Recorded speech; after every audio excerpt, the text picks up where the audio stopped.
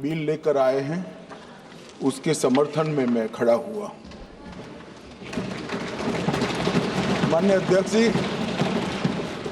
मैं सुबह से जो चर्चा चल रही है 12 बजे से, ओके एक मिनट चेक कराता हूँ। हाँ एक सेकंड चेक कराता हूँ। एक सेकंड में करा रहे हैं, चेक करा रहे हैं। माननीय अध्यक्ष जी, 2 मिनट लगता है कभी। सुबह से जो चर्चा चल रही है उसको मैंने बारीकी से सुना है।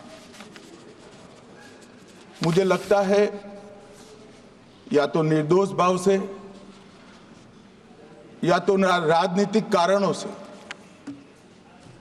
ढेर सारी भ्रांतियां कई सदस्यों के मन में भी है और कई सारी भ्रांतियां सदन के माध्यम से, आपके माध्यम से पूरे देश भर में फैलाने का प्रयास भी हो रहा है।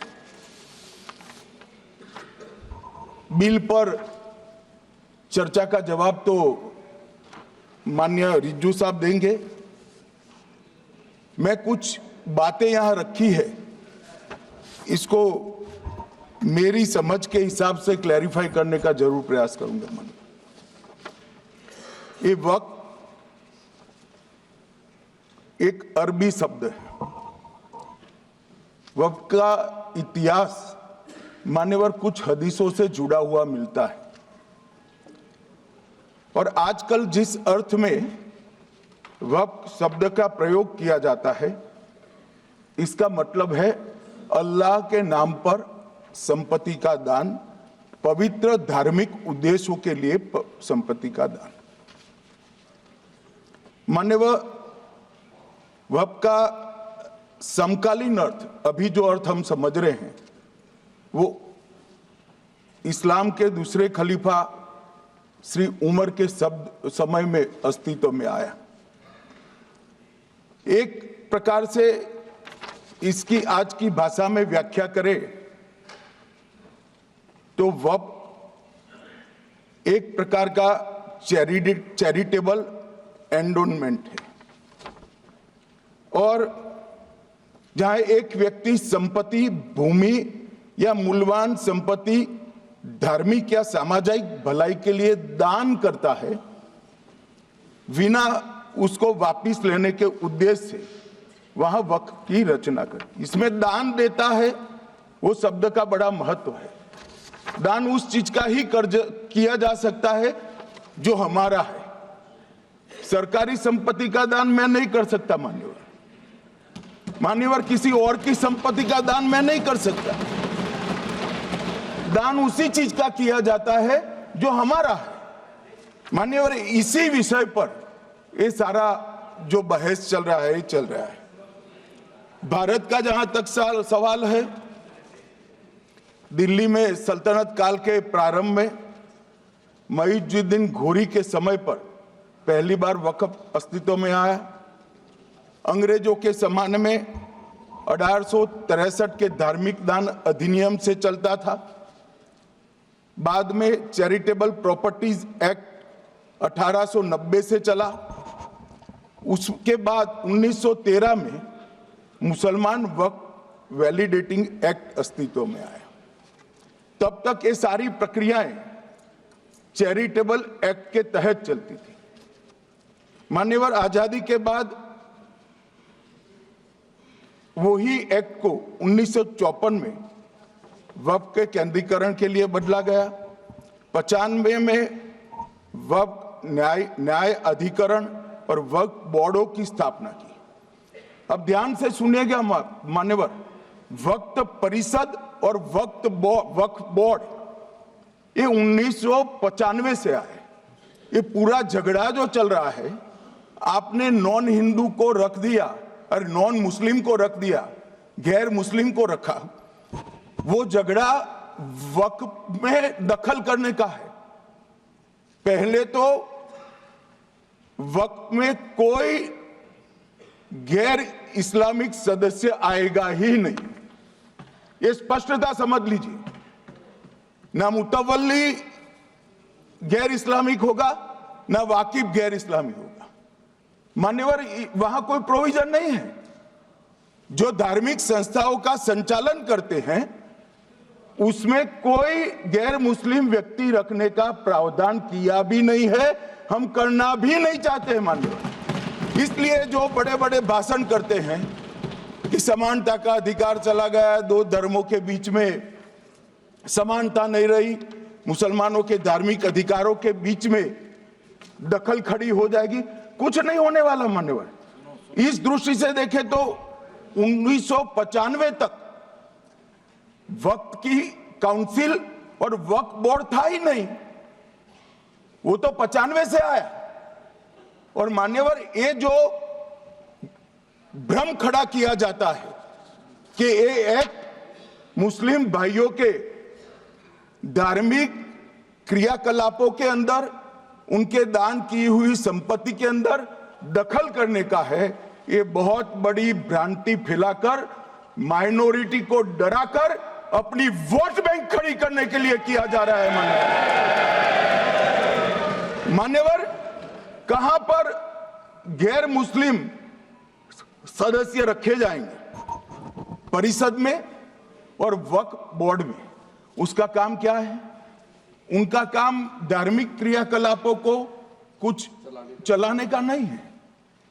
वो शुद्ध रूप से वक्फ का जो कानून, दान के लिए किसी ने दी हुई संपत्ति, उसका एडमिनिस्ट्रेशन अच्छे से चल रहा है नहीं चल रहा है, कानून के हिसाब से चल रहा है नहीं चल रहा है, या तो दान जिस चीज के लिए दिया गया, इस्लाम धर्म के लिए दिया गया, गरीबों के भोजन के लिए दिया गया, गरीबों के उद्धार के लिए, वो उद्देश्य के लिए इसका उपयोग हो रहा है नहीं हो रहा है, इसका नियमन करने का काम है मान्यवर।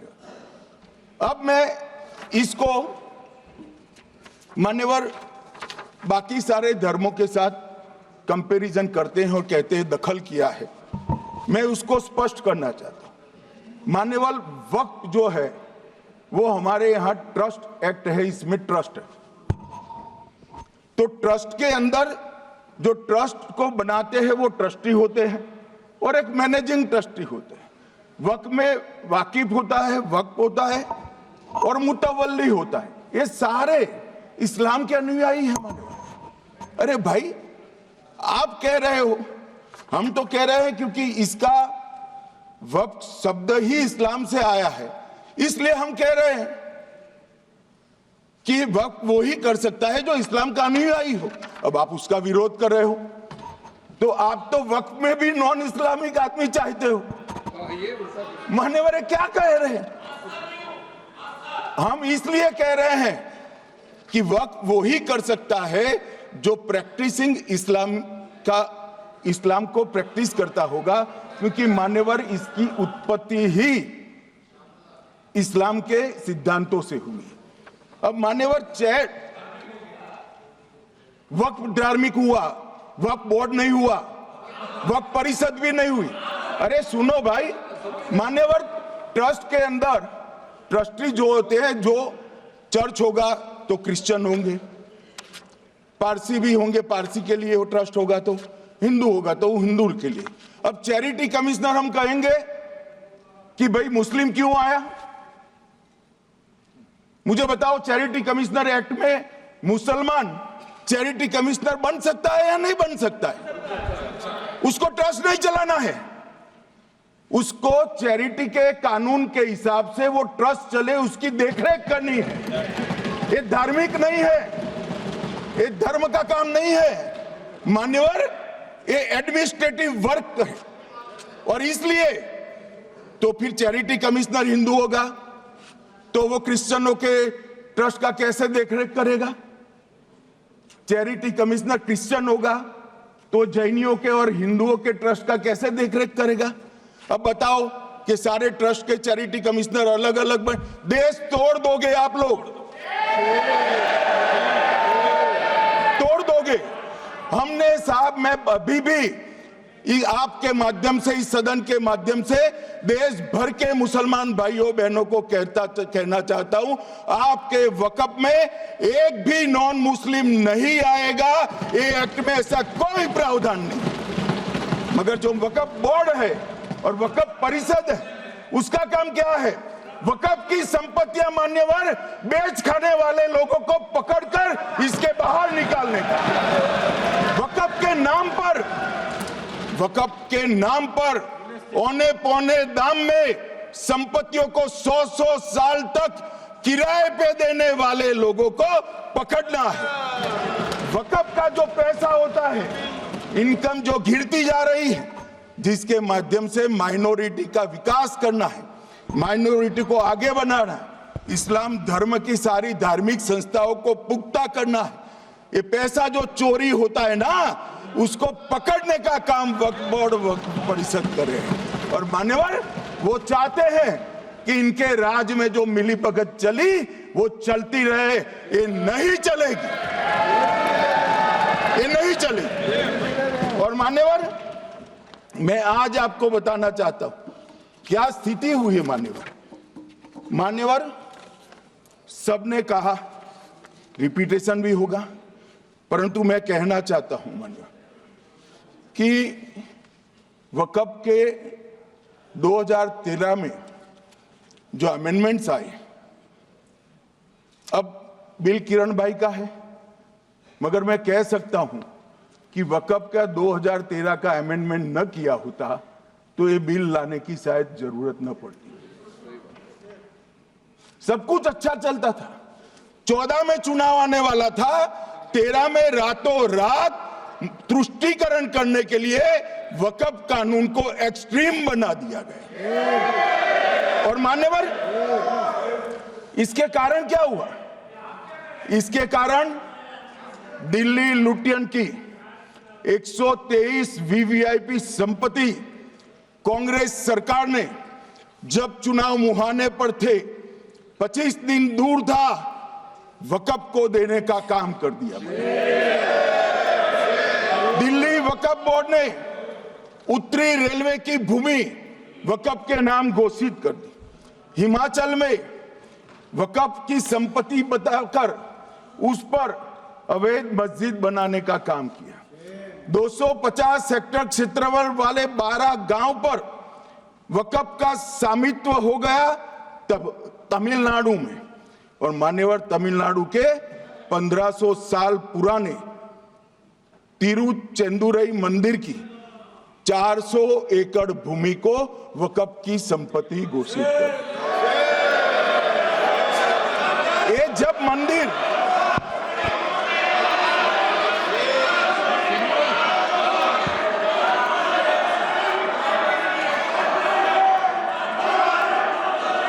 आपको मौका मिले जब अपनी बात कह देना, प्लीज बैठिए। मान्यवर कर्नाटक की,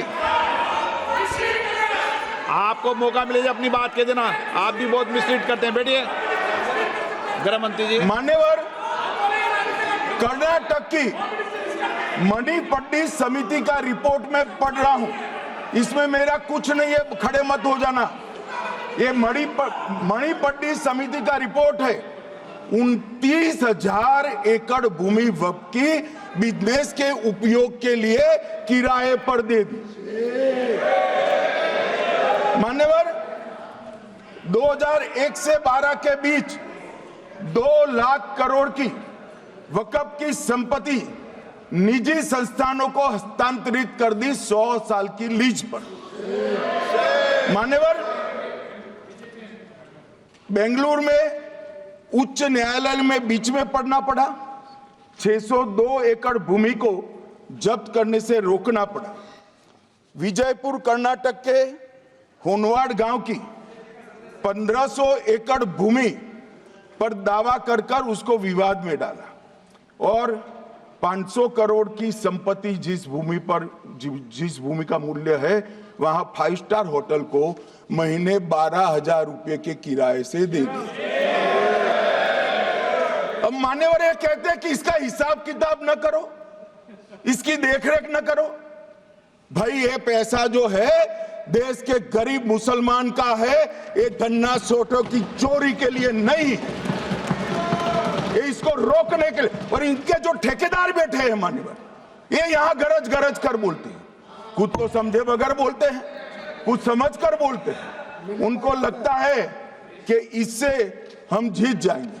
मान्यवर, कर्नाटक में दत्तापीठ के मंदिर पर क्लेम किया,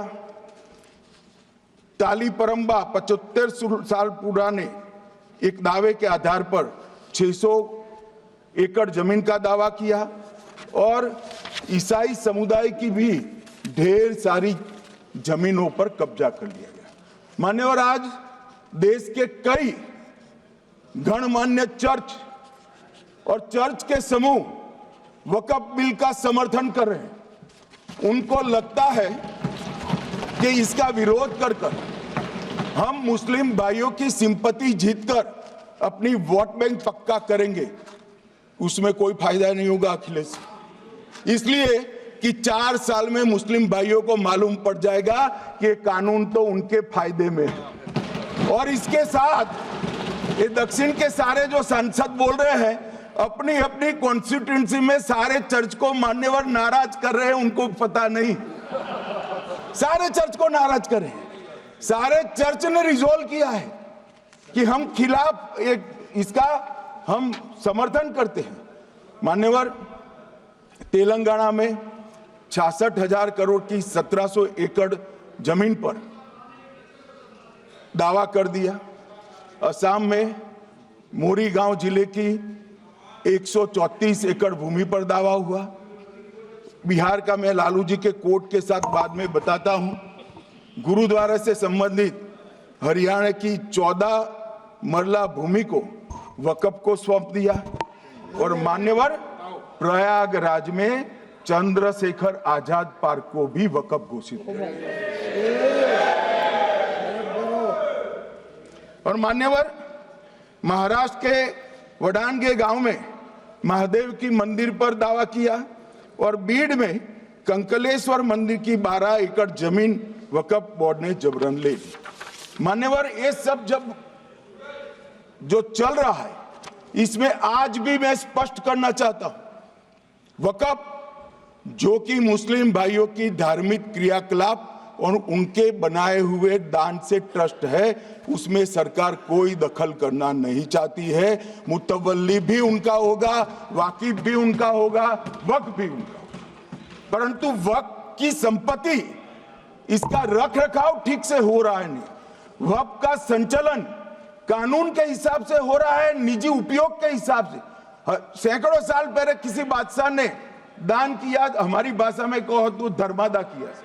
अब इसकी संपत्ति को आप 12,000 रुपये में 5 सितारा होटल बनाने के लिए दे देते हो, ये उचित है क्या भाई? वो पैसा गरीब मुसलमान के कल्याण के लिए करिए, तलाकशुदा महिलाओं के कल्याण के लिए करिए, जो अनाथ बच्चे हैं उसके कल्याण के लिए करिए। मानिए, और ये करने की जगह बेरोजगार मुसलमान युवाओं के लिए स्किलिंग का काम करिए। लाखों करोड़ों रुपए की भूमि मान्यवर और इनकम 126 करोड़ रुपया। रेलवे की जितनी जमीन है, जिसमें हजारों करोड़ लाखों करोड़ का रेलवे का कारोबार चलता है, इतनी भूमि वक्फ के पास है और इनकम 126 करोड़ रुपए। मान्यवर कहते हैं कि इनकम का क्या उद्देश्य है?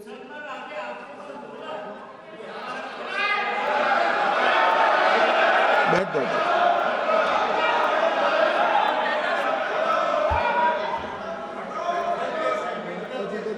मान्यवर, मैं दादा की टेंशन समझ रहा हूं, ये बंगाल के मुसलमान भी सुन रहे हैं, तो उनको टेंशन होना स्वाभाविक है।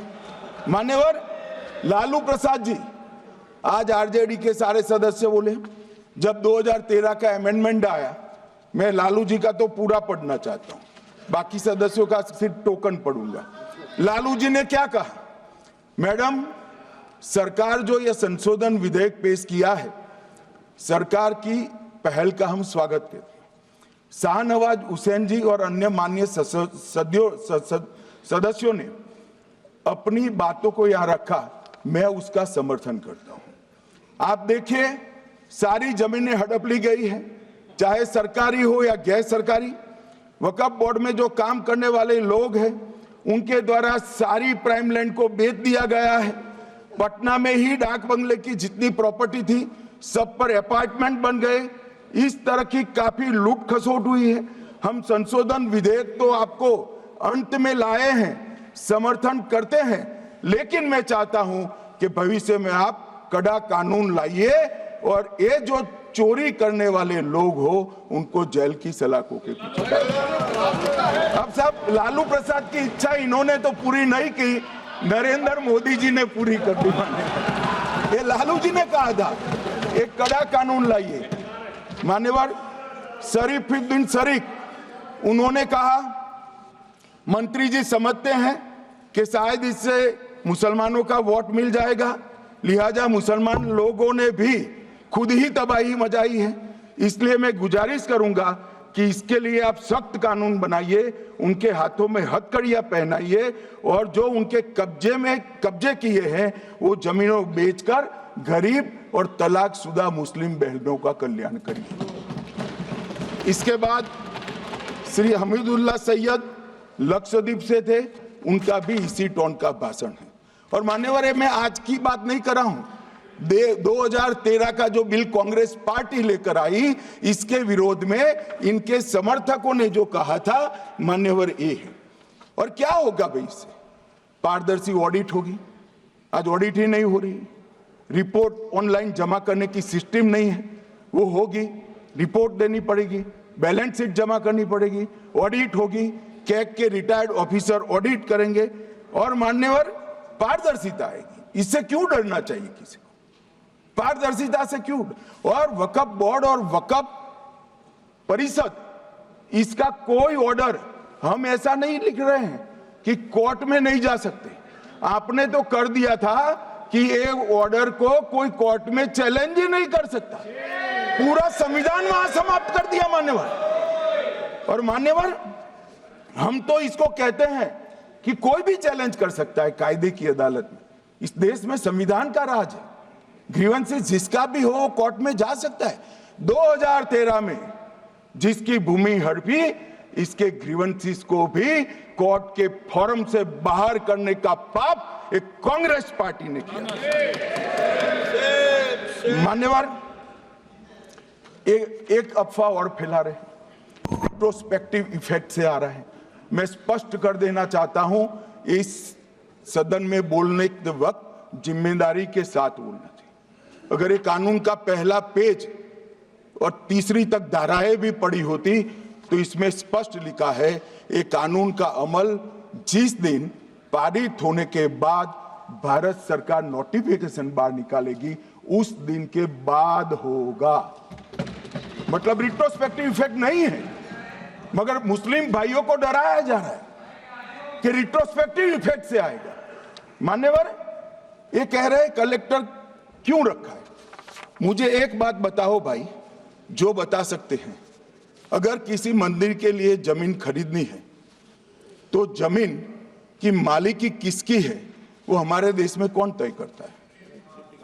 सबको मालूम है, कलेक्टर करता है सर, रेवेन्यू ऑफिसर वही है। तो अगर वक्फ की भूमि जो वक्फ कर रहा है उसकी है या नहीं है, इसकी जांच कलेक्टर करे तो इसमें आपत्ति क्या है? वक्फ तो दान है भाई, और दान अपनी संपत्ति का किया जा सकता है, किसी और की संपत्ति का नहीं किया जा सकता। गांव में कोई बेचारा अमेरिका गया है 4 महीने पढ़ने के लिए, घूमने के लिए आता है तो कि वक्फ घोषित हो गया। कोई कारोबार करने के लिए दिल्ली आया, आता है तो कि वक्फ घोषित हो गया। अरे ऐसा नहीं होता भाई, कलेक्टर को पूछना पड़ेगा सरकारी संपत्ति है या नहीं है, इसकी जांच करनी चाहिए या नहीं करनी चाहिए। ढेर सारे मंदिर बनते हैं, बने भी है, बनेंगे भी, ढेर सारे चर्च बने हैं, गुरुद्वारे बने हैं, सरकारी संपत्ति पर बन सकते हैं क्या? नहीं बन सकते मान्यवर। जहां वक्फ की घोषणा होती है वो भूमि सरकारी है या नहीं है वो सत्यापित करना ही चाहिए, और कलेक्टर के अलावे इसको कोई सत्यापित नहीं। मान्यवर, इन्होंने मैंने पहले भी बताया मान्यवर, कोर्ट को भी रास्ते से निकाल दिया। मैं बाद में बात करता हूं मान्यवर, ये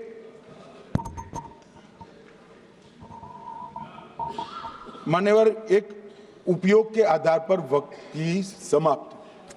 मान्यवर, ये कह रहे हैं कि सैकड़ों सालों से वहां प्रैक्टिस है। अब वो तो वक्फ रजिस्टर हो गया, आपने घोषित कर दिया, वक्फ में रजिस्टर भी हो गया, अब इसका सवाल नहीं है। मगर सैकड़ों साल की प्रैक्टिस, मुगलों के समय की प्रैक्टिस आज घोषित की जा सकती है क्या? अगर वहां नमाज पढ़ रहे हैं तो लोग देखते होंगे, कब्रिस्तान होगा लोग देखते होंगे, दरगाह होगी तो लोग देखते होंगे, और घोषित भी हो चुका होगा, रजिस्टर भी हो चुका होगा। अब अगर आप वक्फ घोषित करना है तो उसको ऐसे नहीं कर सकते मान्यवर, अधिकृत करना चाहिए। मान्यवर, जो दूसरा सुधार लेकर आए किरण जी, वो ही है कि धारा 36 में वक्फ संपत्तियों को बिना किसी स्पष्ट प्रक्रिया से, मालिकी की प्रक्रिया से पंजीकृत नहीं किया जा सकता। मान्यवर, अपील का प्रावधान वर्तमान में अधिनियम में ट्रिब्यूनल के निर्णय के खिलाफ अपील करने का कोई प्रावधान नहीं है। ये दृष्टिभ्रम खड़ा कर रहे थे गोगाई जी कि हाईकोर्ट में जा सकते। हाईकोर्ट में सिविल सूट नहीं जा सकता, रीट के अधिकारों का उपयोग कर हाईकोर्ट में जा सकते हैं। सिविल सूट में ज्यादा प्रोटेक्शन मिलता है मूल मालिक को। आपने सिविल सूट को खत्म कर दिया था, रीट के जुडिक्शन बहुत सीमित है, हम सब जानते हैं कि ये सीमित कर दिया गया था, आप भी जानते हो, मगर आपको वोट बैंक चाहिए। मान्यवर, ये हमारा स्पष्ट सिद्धांत है भारतीय जनता पार्टी की, मोदी सरकार का, कि वोट बैंक के लिए हम कोई कानून नहीं लाए। कानून न्याय के लिए होता है, कानून लोगों के कल्याण के लिए होता है। इन्होंने कहा कैसे कैसे कानून आए हैं, मैं बता देता हूं सब। अभी कांग्रेस के महासचिव और माननीय सदस्य कह रहे थे क्या कानून आ रहे हैं सब, किस प्रकार के कानून आ रहे हैं। मान्यवर, इसी सदन में नरेंद्र मोदी सरकार ही महिलाओं को 33% आरक्षण का कानून लाई। इसी सरकार में पिछड़ों को संवैधानिक अधिकार दिया गया। मान्यवर, इसी सरकार में बजट जो आए, इसमें गरीबों को गैस, शौचालय, पानी, 5 लाख तक का बीमा, 5 किलो अनाज, बिजली और घर दिए गए। मान्यवर, और कन्वर्जन कानून की बात करते थे और हंसते हंसते कहते थे कर्नाटक सरकार कन्वर्जन कानून लेकर आई है। सबसे पहला कन्वर्जन कानून उड़ीसा और मध्य प्रदेश में कांग्रेस सरकार लेकर आई, मगर उस वक्त कांग्रेस सरकार तुष्टीकरण की नीति पर नहीं चलती थी, महात्मा गांधी के सिद्धांतों पर चलती थी। मध्य प्रदेश और उड़ीसा में सबसे पहला कन्वर्जन के खिलाफ कानून कोई लाया तो कांग्रेस पार्टी लाई, और मुझे गर्व है मेरी पार्टी की सरकारें कन्वर्जन पर कानून लाती। मान्यवर, सबको अपना धर्म का अनुसरण करने का अधिकार है, कोई शौक से करे, मगर लोभ, लालच, भय, इससे धर्म परिवर्तन नहीं कराया जा सकता। किसी गरीब के पास खाना नहीं है, खाना देकर उसका धर्म बदला दोगे? कोई थोड़ा कम पढ़ा लिखा व्यक्ति है, उसका धर्म बदला दोगे? ऐसे नहीं होगा मान्यवर। और आपने भी किए हैं कानून, आप नए नए आए हो, आपको मालूम नहीं है मान्यवर, इनको मालूम नहीं, अभी अभी आए हैं 5 साल से। ये कांग्रेस पार्टी ने कानून किए थे मान्यवर। अपील का प्रावधान भी हमने आगे बढ़ाया, और गैर मुसलमानों के द्वारा दान की गई संपत्तियों पर, गैर मुसलमानों की दान की संपत्तियों पर वक्फ अधिनियम को हमने लगने से मना कर दिया। माने उनके लिए चैरिटी कमिश्नर का कायदा है। ये प्रैक्टिसिंग इस्लाम, जो इस्लाम की प्रैक्टिस करते हैं, इसीलिए मान्यवर हमने ओवरराइडिंग इफेक्ट को भी समाप्त कर दिया। मान्यवर, ट्रस्ट का नियमन करने का जो कानून होता है, जैसे चैरिटी कमिश्नर के कानून में कोई ओवरराइडिंग इफेक्ट नहीं है। जहां क्लैसेस आते हैं वहां ओवरराइडिंग इफेक्ट होती है। यहां ओवरराइडिंग इफेक्ट इसलिए देगी कि आप जिसकी संपत्ति हड़पी जाएगी उसको कोर्ट से जाने से रोकना चाहते थे, इसलिए ओवरराइडिंग इफेक्ट जो हमने मान्यवर निकाल दिया है। मान्यवर एक ऐसी चर्चा लेकर आए कि चर्चा नहीं हुई।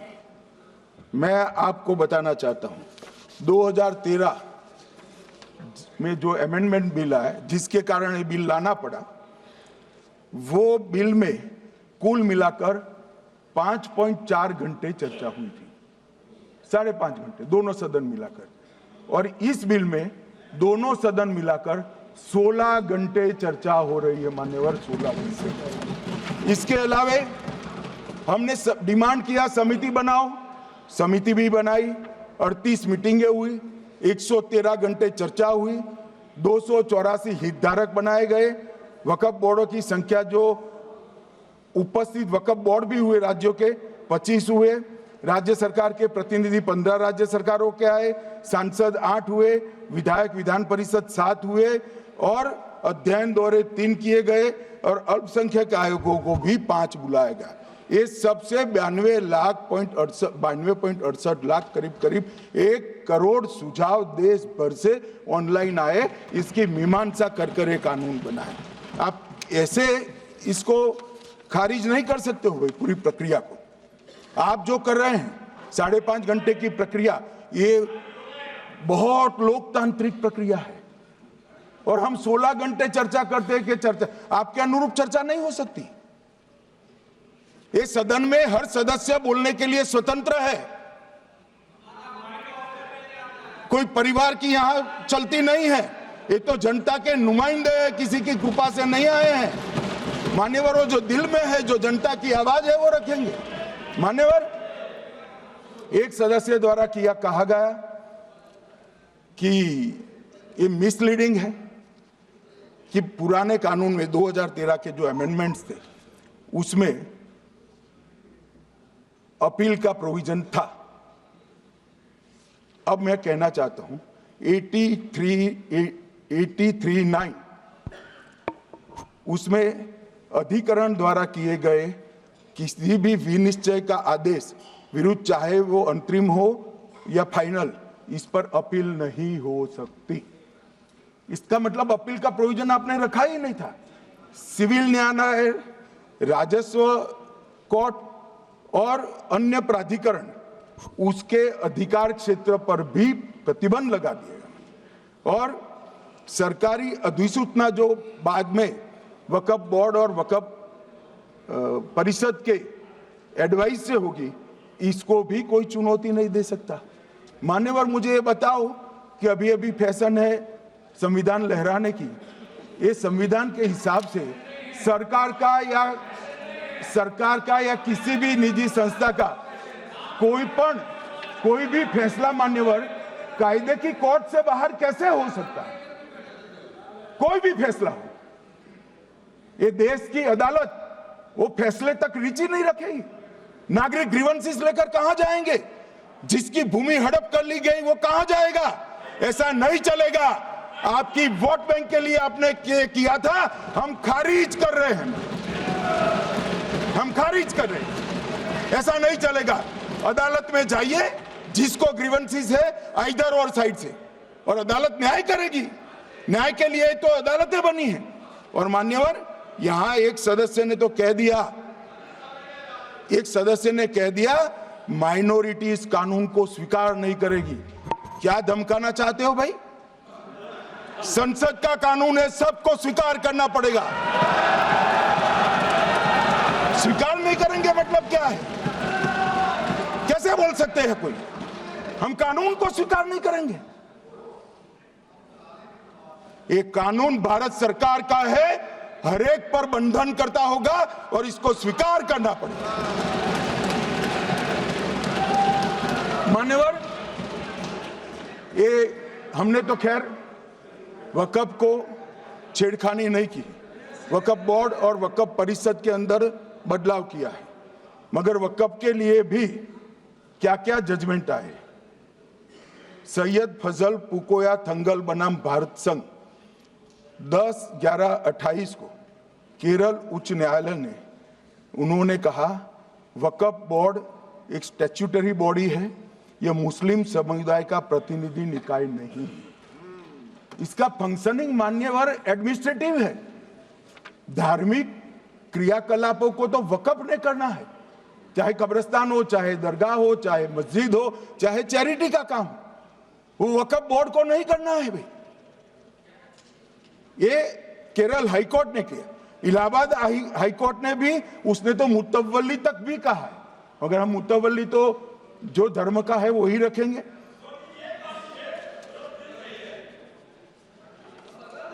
मान्यवर, इन्होंने कहा एक मुतवल्ली के कर्तव्य विशुद्ध रूप से धर्म निरपेक्ष कैरेक्टर है, मगर हम मुतवल्ली को छू नहीं रहे। मान्यवर ये कह रहे थे, मान्यवर ये कह रहे थे कि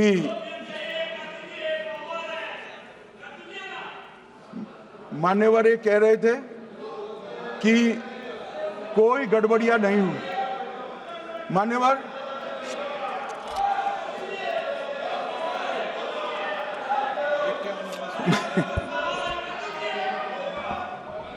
मान्यवर 2013 में अन्यायी कानून आया।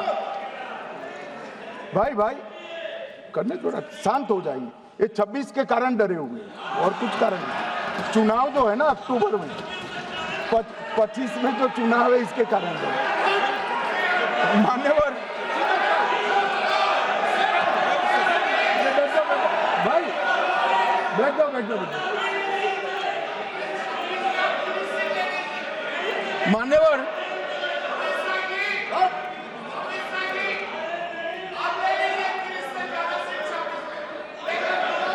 बैठ जाओ।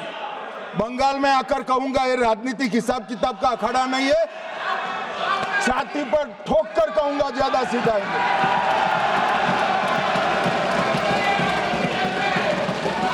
मान्यवर 2013 के, अरे बैठ जाओ वकील साहब बैठ जाइए। मान्यवर 2013 में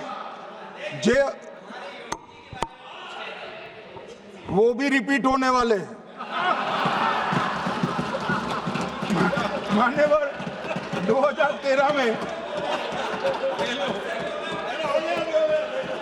बैठ जाओ। मान्यवर 1913 से लेकर 2013 तक 1913 से 2013 तक वक्फ बोर्ड का कुल एकड़ में भूमि सब वक्फ का मिलाकर 18 लाख एकड़ था। मेरी विनंती है सभी सदस्य इसको ध्यान से सुनिए। 1913 से 2013 तक 18 लाख एकड़ और 13 से 25 तक एक कानून बनने का परिणाम क्या आया, और नई 21 लाख एकड़ भूमि बढ़ गई। अब मान्यवर 39 लाख एकड़ जो भूमि है उसमें 21 लाख एकड़ 13 के बाद है। अब ये कह रहे हैं कि इसका दुरुपयोग नहीं हो रहा है। मान्यवर, और लीज पर दी गई संपत्तियां 20,000 थी और 25 में रिकॉर्ड के हिसाब से, हो सकता है गलत भी हो सकता है, रिकॉर्ड्स के हिसाब से शून्य हो गई। तो मान्यवर संपत्तियां कहां गई? मान्यवर बेच दी गई। किसकी संपत्ति से, किसकी परमिशन से बेचा? मान्यवर मैंने पहले ही कह दिया कि केरल और देश भर के Catholic bishop council, Catholic bishop conference of India, Catholic Congress Kerala, भारतीय कैथोलिक धर्मगुरुओं की महासभा, केरल चर्चों की संयुक्त परिषद, कैथोलिक कांग्रेस केरला, ये सब ने इस बिल का समर्थन करा है और कहा है अन्यायी 2013 का सुधार। हम अकेले नहीं कह रहे मान्यवर। और मान्यवर इसी एक्ट में हमने एक एक बात कही कि जो योगदान था वक्फ बोर्ड का वो 7% से घटाकर 5% कर दिया। मान्यवर, अब ये जो कह रहे हैं ये मुसलमान भाइयों के हित में कह रहे हैं जिसका विरोध कर रहे हैं या अहित में? अगर 7 से 5% हमने कम किया तो ये कहां जाएगा? वो वक्फ में रहेगा। वक्फ बोर्ड का कम किया है। जो मस्जिद चल रही है उसको हमने 2% बढ़ाया है। ये उल्टा समझ रहे हैं। मान्यवर, ये बिल जमीनों की सुरक्षा प्रदान करेगी। मान्यवर, किसी की जमीन अब घोषणा मात्र से वक्फ नहीं बनेगी, उसको प्रोटेक्शन। मान्यवर, पुरातत्व विभाग और एएसआई की जमीन को हम सुरक्षा देंगे। आदिवासी भाइयों की शेड्यूल 5 और शेड्यूल 6 की जो जमीन है वो सुरक्षित हो जाएगी।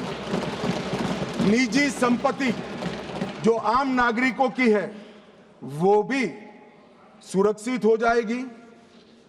और वक्फ करने के लिए स्वामित्व को दान तो साहब अपनी संपत्ति का ही कर सकते हैं, गांव की संपत्ति का दान नहीं कर सकते। तो वक्फ निजी संपत्ति से ही स्वामित्व के बगैर नहीं हो पाएगा। इसमें पारदर्शिता लाने के लिए सूचना की प्रक्रिया को दाखिल किया गया है। वक्फ बोर्ड की वक्फ की जो संपत्ति घोषित करने की अधिकार थे उसको समाप्त कर दिए। कलेक्टर से सर्टिफाइड कराना पड़ेगा और नए वक्फ पारदर्शी तरीके से पंजीकृत भी करने पड़ेंगे। रजिस्ट्रेशन के बगैर कोई संस्था नहीं चल सकती। और मुस्लिम ट्रस्ट अब तक के जो है उसको हमने इस जो माफ करना, कई सारे ऐसे मुसलमान भाई हैं जो वक्फ के कानून को अंदर दायरे में आना नहीं चाहते। मुझे मिले थे वोरा समाज वाले, वोरा समाज है, अहमदिया है, कई सारे ऐसे समुदाय हैं, सिया भी है, पसमंदाओं के भी कुछ ट्रस्ट हैं। वो सभी को मैं एक आनंद का समाचार देना चाहता हूं, अब मुसलमान भी ट्रस्ट एक्ट के अंदर अपना ट्रस्ट रजिस्टर करा सकता है। इसके लिए कंपलसरी नहीं है कि वो वक्फ के कानून में भी जाए, चैरिटी कमिश्नर एक्ट के तहत वो करने वाला है। मान्यवर, भूमि के रिकॉर्ड का कार्यालय होगा, समाचार पत्र और क्षेत्रीय भाषाओं में इसकी एडवर्टाइज दी जाएगी।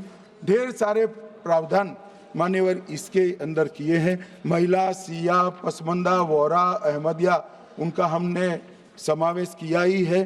और उन्होंने कहा, मैं सुन रहा था, मान्यवर एक फैशन हो गई, राम जन्मभूमि का मंदिर बनाने की बात आई तो इस देश के अंदर खून की नदियां बह जाएगी, मुसलमान रोड पर आ जाएगा, मुसलमानों का ये हो जाएगा, वो जहाँ ट्रिपल तलाक, फिर से डर, सीए आया कि मुसलमानों की नागरिकता चली जाएगी।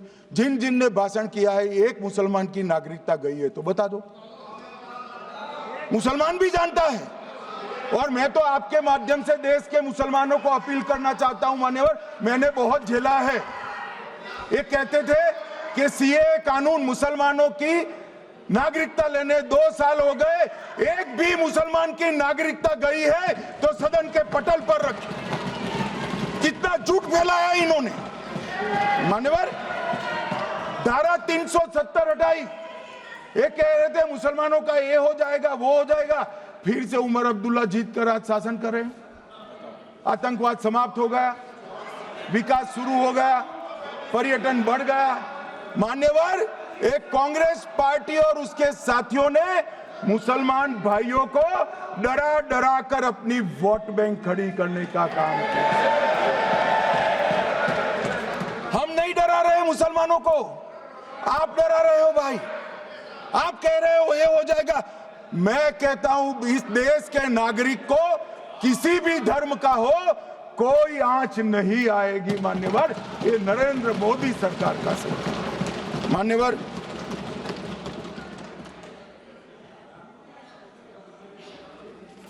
इनको मान्यवर ना पिछड़ों की चिंता है ना मुसलमानों की। ये सालों से जातिवाद और तुष्टीकरण इसके आधार पर काम करते हुए आए हैं और जातिवाद और तुष्टीकरण की राजनीति कर अपने परिवार की पॉलिटिक्स को आगे बढ़ाए हैं। मगर 2014 से मान्यवर जातिवाद, तुष्टीकरण और परिवारवाद को एक साथ नरेंद्र मोदी ने समाप्त कर विकास की राजनीति इस देश में प्रस्तावित की।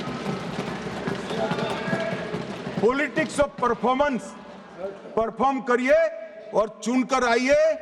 3 टर्म मोदी जी को चुना है और 3 टर्म भारतीय जनता पार्टी की सरकार रहने वाली है। मेरी बात ठीक कर मान्यवर, अंत में मैं किरण जी को बहुत बहुत बधाई देना चाहता हूं कि बहुत अभ्यास कर सारे दूषणों को निकालकर वक्फ कानून को शुद्ध, पारदर्शी और उद्देश्यों को समर्पित बनाने का काम रिज्जू साहब लेकर आए हैं। मैं इसका समर्थन करता हूं।